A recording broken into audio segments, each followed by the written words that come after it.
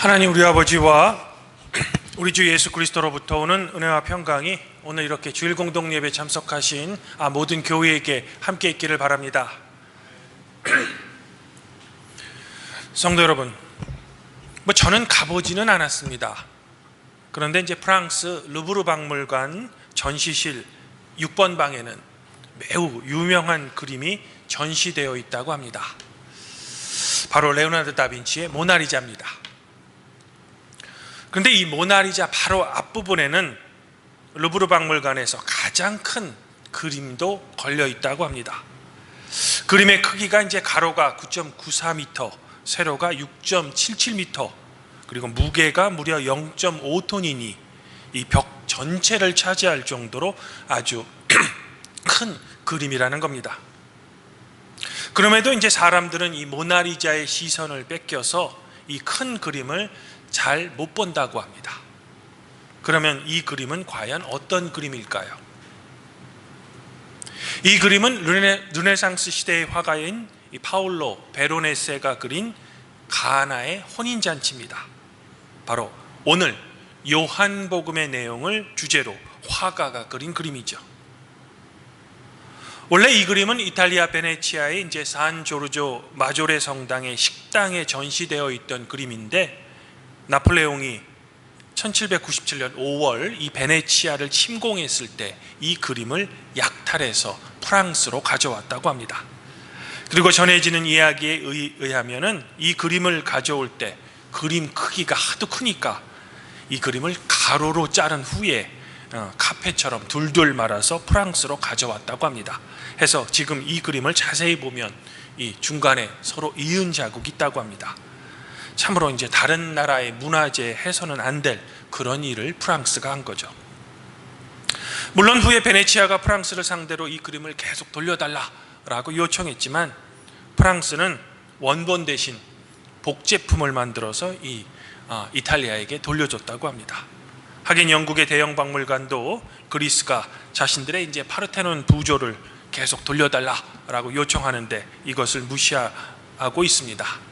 우리 인간의 역사에서 강대국의 횡포는 이제 계속되고 있는 거죠. 하긴 오늘 말씀과 관련된 또 다른 재미있는 일화도 있습니다.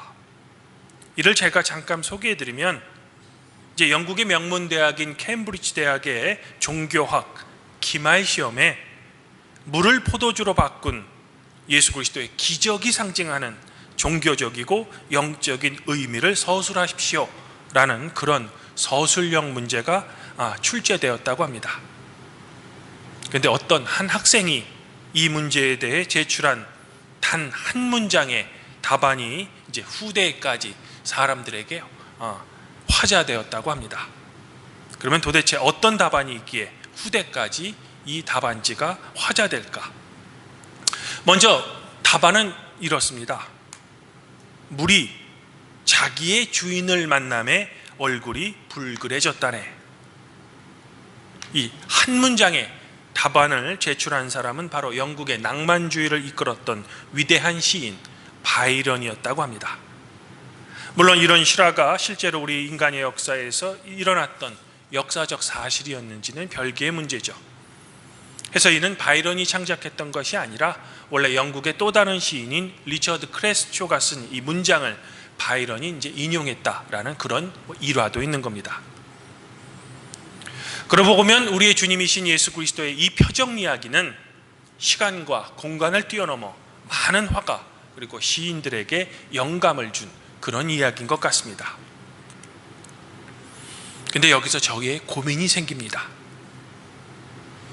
베르네세라는 화가는 화가답게 그림으로, 그리고 위대한 시인 바이런은 시인답게 짧은 한 문장으로 가나안 혼인잔치에 있었던 이 예수님의 표적 사건을 자기들 나름대로 아름답게 표현했는데, 목사인 저는 오늘 성도 여러분에게 저의 설교로서 오늘 말씀에 대한 저의 나름대로의 답안지를 여러분에게 제출해야 하기 때문이죠. 해서 바라기는 설교로 제출하는 저의 답안지에 오늘 말씀의 주인공인 주님께서 먼저 이제 좋은 점수를 좀 주셨으면 좋겠습니다. 그리고 성도 여러분들 또한 제가 오늘 설교를 통해 여러분에게 제출하는 이런 답안지에 하나님의 은혜를 좀 많이 받으셨으면 좋겠다라는 겁니다. 갈릴리 가나에 혼인잔치가 있었다고 합니다. 그리고 이 잔치에 예수의 어머니, 예수님, 그리고 제자들도 초대받아 함께 혼인잔치에 있었다고 합니다. 그런데 이때 예상치 못한 아주 심각한 문제가 발생합니다. 바로 혼인잔치에 꼭 필요한 포도주가 떨어진 겁니다. 이것을 예수님의 어머니가 알고 아들인 예수에게 이 사실을 알립니다. 아마도 예수님의 어머니인 마리아는 예수님께서 이 문제에 대해 적극적으로 나서서 이것을 해결하기를 소망했던 것 같습니다. 하지만 어머니의 이런 요청에 대한 예수님의 다음과 같은 첫 번째 답변은 우리에게는 매우 의외입니다. 여자여, 그것이 나와 당신에게 무슨 관계가 있습니까? 아직 내 때가 이르지 않았습니다. 예수님의 이 의외성의 대답 때문에 많은 주석가들은 어려움을 겪어왔습니다. 하지만 제가 보기에 이 구절은 예수님께서 이제 한 여자의 아들, 즉 마리아의 아들 인간 예수가 아니라 하나님께서 부여하신 그리스도로서의 공생애를 시작한다는 점을 어머니에게 알리는 그런 표현 같습니다. 다시 말해 이제 예수님께서는 이런 선언을 통해 마리아의 아들이 아니라 온 세상을 구원할 메시아, 즉 그리스도로서 당신의 공생애를 비로소 시작하신다라는 것을 알렸다는 거죠. 여하튼 예수님의 이런 말에도 불구하고 마리아는 하인들에게 예수님이 무엇을 시키든지 그대로 하라라고 당부했다는 겁니다. 예수님도 어머니의 이런 강한 태도에 대해 알았다는 듯이 이제는 유대인의 정결 예식을 위해 세우던 돌 항아리 6개를 보시고 하인들에게 이 항아리에 물을 채우라고 말씀하셨다는 겁니다. 이에 하인들은 영문도 모른 채 예수님께서 시키시니까 이 항아리에 물을 채웠다는 겁니다. 이제 예수님은 하인들을 향해 항아리에 채운 물을 떠서 연회를 담당하는 연회장에게 갖다 주라 라고 말씀하셨다는 겁니다. 순간 하인들은 아마도 당황했을 겁니다. 그럼에도 하인들은 예수님께서 시키는 대로 했다는 겁니다. 그랬더니 매우 놀라운 표적이 일어난 겁니다. 바로 물이 포도주로 변했다는 겁니다. 그것도 아주 맛난 그런 포도주로 말입니다. 이제 원래는 물이었으나 포도주가 된 그 맛있는 포도주를 맛본 연회장은 신랑을 불러서 아니 지금까지 좋은 포도주를 내놓지 않고 있다가 이제야 내놓았다 라고 매우 즐거워했다는 겁니다. 아마도 결혼식장의 분위기는 한창 더 무르익었을 겁니다. 위기의 순간이 즐거움으로 극적으로 변한 거죠. 이로써 예수님께서는 물을 포도주로 바꾸시는 놀라운 당신의 표적을 일으키셨다는 겁니다. 그리고 이 사건에 대해 요한은 당신의 영광을 나타내셨으며 이에 제자들이 예수님을 믿었다라고 우리에게 전해주고 있다는 겁니다. 사랑하는 성도 여러분, 그러면 오늘 요한복음에서 예수님께서 일으키신 이 첫 번째 표적을 후대 해석자들은 과연 어떻게 해석하고 있을까요? 가장 널리 알려진 복음적인 해석을 소개해드리면 이렇습니다. 유대인의 전통과 관례에 따라 식사하기 전에 손을 씻기 위해 준비된 이 돌 항아리의 의미는 결국 결혼식에 발생한 이 문제를 전혀 해결하지 못했다는 겁니다. 돌 항아리의 개수가 유대인에게는 완전수인 7개가 아닌 6개임을 상징한다는 거죠. 불완전하다는 겁니다. 더불어 물은 우리 인간의 생명을 유지하는 데 꼭 필요한 요소입니다. 하지만 웬일인지 지금은 아무런 역할을 하지 못한다는 거죠. 필요한 것은 포도주이기 때문입니다. 반면 예수님께서는 물을 포도주로 바꾸는 당신의 이 놀라운 표적으로 결혼식의 문제를 단번에 해결하셨습니다. 마치 세례 요한의 세례는 물 세례로서 죄 사함을 위한 세례이지만 성령과 불로 하는 세례는 여러분의 구원을 위한 세례인 것처럼 말입니다. 이런 배경으로 오늘 가나 혼인잔치에서 물을 포도주로 바꾼 예수님의 이 표적의 진정한 의미는 정결례를 위한 돌 항아리가 상징하는 옛 유대교의 율법의 시대는 이제는 지나갔으며 예수님을 통한 새로운 복음의 시대가 왔음을 우리에게 알려준다는 거죠. 이는 오늘 말씀 바로 뒤에 나오는 또 다른 예수님의 표적인 옛 종교 체제를 상징하는 예루살렘 성전을 예수님께서 정화하신 성전 정화 사건에서도 마찬가지입니다. 또한 모세 율법의 전통적인 수호자이며 유대인 사회의 교사였던 바리새인 니고데모와 예수님과의 대화에서도 이 의미는 계속 이어진다는 겁니다. 특별히 오늘 예수님께서 보여주신 이 표적에서 포도주가 상징하는 것은 바로 예수님께서 제정하신 성만찬 중에 예수님의 피를 미리 보여주는 예표이기도 한다는 겁니다. 이로써 우리 인간이 모세의 율법과 유대인의 전통을 지킴으로써 하나님께서 원하시는 완전한 의에는 결코 도달할 수 없으며 오로지 예수 그리스도가 십자가에서 성취하신 그분의 공로를 믿는 그 믿음으로 말미암아 우리는 하나님으로부터 의롭다라는 칭의의 은총을 비로소 받을 수 있음을 명백해진다는 거죠. 이런 의미에서 오늘 요한복음에 기록된 이 예수님의 가나안 혼인잔치의 표적은 우리 개신교인의 믿음을 아주 잘 보여주는 그런 믿음이라는 겁니다. 사랑하는 성도 여러분, 그런데 저는 오늘 이런 전통적이고 아주 복음적인 해석에 굳이 일부러 한 가지 딴지를 걸고 싶다는 겁니다.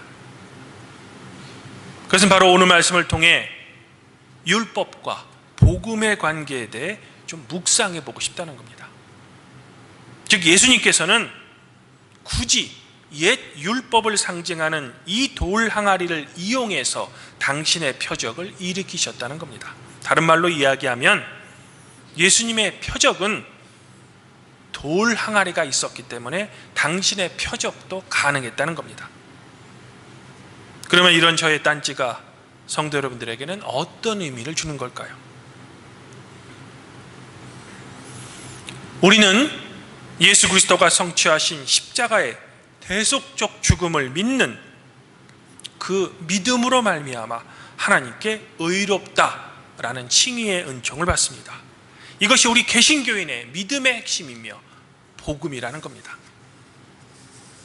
그러나 우리는 우리의 인간적 한계로 말미암아 항상 주님의 피로서 성취하신 이 위대한 십자가의 사건을 값싸고 나만의 사건으로 왜곡하며 변질시킨다는 겁니다.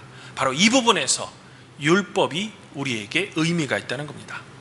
즉 우리를 올가매는 율법이 없으면 우리는 우리를 자유케 하는 복음의 은총도 제대로 할 수 없다는 거죠. 아마 이런 이유로 예수님께서는 마태복음에서 나는 율법을 폐하려 온 것이 아니라 율법을 완성하기 위해 왔다라고 말씀하셨던 겁니다. 즉 율법과 복음은 동전의 양면과도 같다는 거죠. 하나라도 없으면 완전한 동전이 아니라는 겁니다. 역사적인 예를 하나 들겠습니다. 위대한 종교개혁자 루터가 발견한 복음은 아무런 무에서 나온 것이 결코 아닙니다. 루터의 발견은 그가 수도의 수도사로서 정해진 엄격한 수도의 규율 그리고 기도 생활을 지키는 가운데 나왔습니다. 즉 루터는 수도의 율법 그리고 규율을 매우 엄격하게 본인이 지킴에도 불구하고 그 가운데 자유로운 마음을 깨달을 수 없음을 깨달았습니다. 그래서 오직 예수 그리스도의 복음만이 우리를 죄에서 자유롭게 해줌을 깨달았죠. 즉 더 이상 율법은 루터를 올가맬 수 없었습니다. 그리스도 예수 안에서 루터는 자유했기 때문이죠.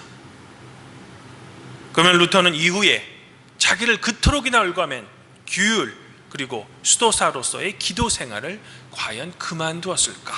그리스도 예수 안에서 자유하기 때문에 말입니다. 하지만 루터는 이후에도 수도의 규율과 기도 생활을 결코 그만두지 않았습니다. 오히려 생명의 위협을 매 순간 느끼는 외부의 강한 압박과 엄청난 그 스트레스를 루터가 버틸 수 있게 하는 그의 내부적인 힘은 역설적이게도 수도회에서 그를 올가매던 몸에 밴 경건의 생활이었던 겁니다. 즉 루터는 율법이 자기를 더 이상 올가맬 수 없음을 알고 그리스도 예수 안에서 자유했습니다. 그러나 이 율법도 복음의 자유를 깨닫게 해주는 중요한 믿음의 또 다른 요소임을 알았던 겁니다. 마치 예수님께서 옛 율법을 상징하는 이 돌 항아리에 물을 넣고 그 물로 포도주로 변화시킨 것처럼 말입니다. 주만에서 한 형제자매인 팔복교회 성도 여러분, 분명 여러분은 그리스도 예수 안에서 자유하신 분들입니다. 그리고 여러분이 지켜야 하는 복음의 진리는 이 자유 안에서 가능합니다. 그럼에도 우리 인간은 우리를 올가매는 구속과 속박이 무엇인지 알아야 자유함도 알 수 있는 겁니다. 그렇지 않으면 우리는 항상 이 자유라는 명목하에 방종하기 때문입니다. 오늘 예수님께서는 돌 항아리에 물을 채우시고 물을 포도주로 바꾸는 이 표적을 통하여 율법을 완성한 진정한 복음의 은총을 미리 성취하신 겁니다. 그리고 우리 개신교인은 이것을 믿는 우리의 믿음으로 말미암아 하나님께 의롭다라는 칭의의 은총을 받는 겁니다. 이제 2025년에 새로운 해가 시작되었습니다. 이 한 해의 시작인 이 1월에 나태하기 쉬운 여러분의 신앙생활을 주일 예배의 적극적인 참여뿐만 아니라 여러분의 개인의 기도생활 그리고 성경 읽기 등의 경건한 태도를 좀 새롭게 시작해 보시고 또한 올 한 해에 유지하시기를 저는 지금 소망해 보고 싶은 겁니다. 그리고 이러한 성도 여러분의 경건한 생활이 예수 그리스도가 십자가에 성취하신 그 위대한 사건을 그저 값싼 은총으로 바꾸는 것이 아니라 정말로 그 은총이 성도 여러분의 일상의 삶에서 감격 그리고 기쁨이 되기를 저는 더불어 소망해 보고 싶습니다. 바라기는 예수님께서 십자가 위에서 성취하신 그 놀라운 은총이 성도 여러분들 각자와 여러분의 가족 구성원 모두에게 항상 함께 있기를 성부와 성령과 함께 우리의 유일한 구원자이신 성자 우리 주 예수 그리스도 이름으로 간절히 축원드립니다. 그리하면 모든 지각에 뛰어나신 하나님의 평강이 그리스도 예수 안에서 성도 여러분들의 마음 그리고 생각을 지켜주실 것입니다.